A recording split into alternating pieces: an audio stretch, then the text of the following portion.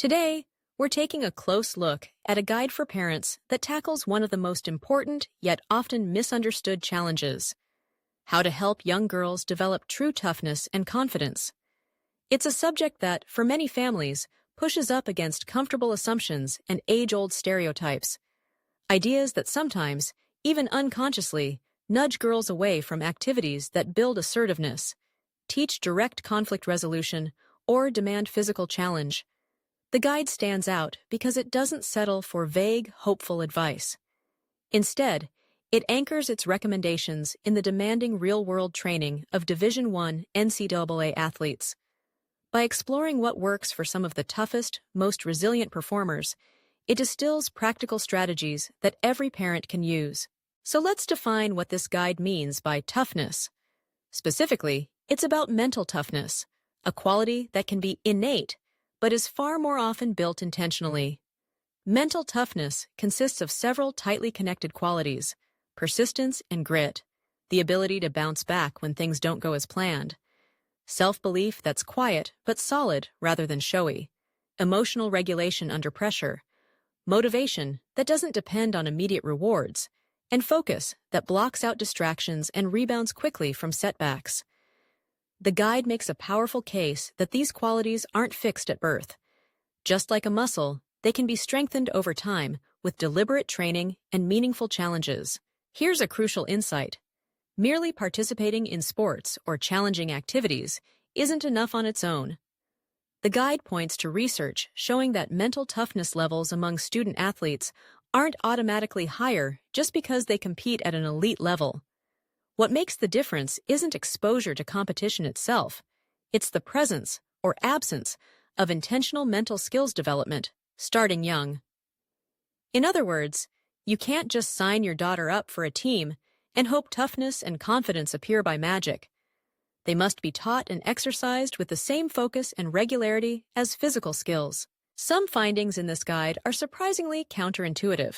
One is the value of what's called rough and tumble play: physical, vigorous, sometimes competitive forms of play like wrestling or chasing, which some parents, especially with daughters, instinctively want to discourage, worrying it could promote aggression.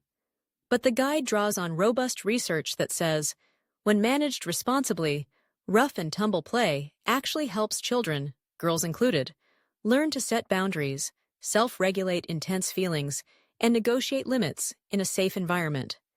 Rather than encouraging harmful aggression, it channels assertive energy into constructive, confidence-building activities and helps prevent unchecked aggression elsewhere. The guide is just as clear-eyed about the broader benefits of sports. It points out that for girls, athletic participation is not just about fitness or even socialization. It's a protective shield, buffering against the isolating pressures of social media, reducing risk of depression, even correlating with stronger academic performance and higher self-esteem. Girls involved in sports often report a deeper sense of mastery, improved body image, and more authentic friendships compared to their non-sporting peers. But the guide doesn't present these findings as a license to blindly pursue competition at any cost. In fact, it details the real risks that can come from unmanaged intensity, physical injury, emotional burnout, and, ironically, a loss of confidence and love for the activity. It's sobering to note that more than 70% of kids drop out of organized sports by age 13, most often due to burnout and excess pressure. To prevent this, the guide advocates for balanced training routines, scheduled rest, cross-training in multiple activities, especially before adolescence, and a focus on effort rather than just winning or losing. A key practical suggestion is to broaden, not narrow, activities in childhood. Avoid early specialization. Give your daughter freedom to sample a range of sports and challenges. This not only helps protect her from repetitive injuries and social isolation, but also encourages psychological flexibility, a powerful trait tied to long-term resilience. The guide devotes special attention to the social and emotional skills girls need to thrive. One of its recommended tools is the use of I messages for direct, respectful self-advocacy. A template like, I feel X when you Y, I would like Z. This structure trains girls to express their needs without aggression or passivity, striking a middle ground that builds trust, self-esteem, and stronger relationships. Techniques like mirror practice and role-playing difficult scenarios are encouraged, so girls can rehearse assertive communication in a safe setting. An area where the guide is particularly clear is boundary setting. Young girls, often socialized to prioritize agreement and harmony above all else, need explicit permission and practical instruction in how to articulate their boundaries and say no confidently. This assertiveness isn't the same as being mean.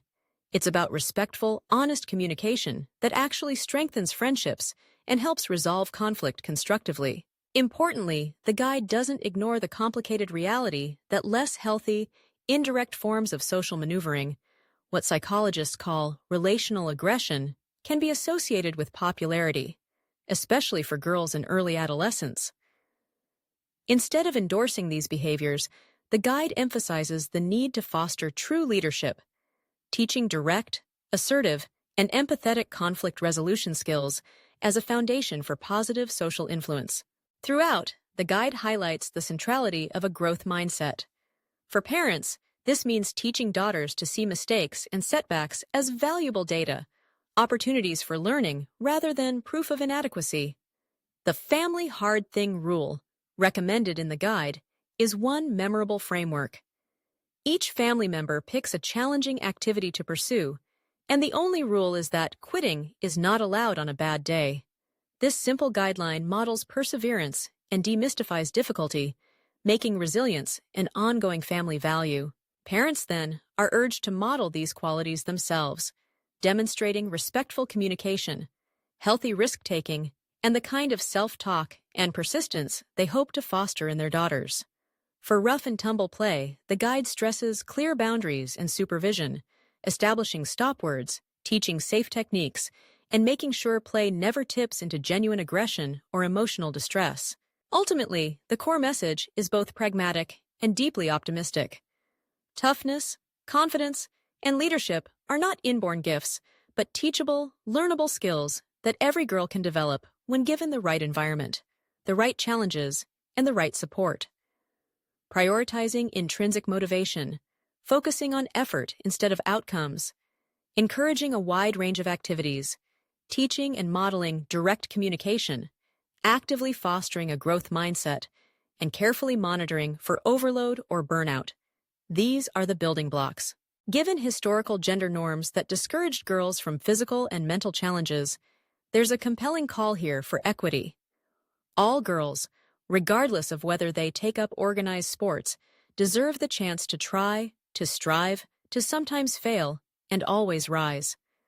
By equipping them with these skills and beliefs, we're not just setting them up for athletic success, but for a lifetime of resilience, purpose, and confident self-expression, qualities that allow them to face a fast-changing world with strength and optimism.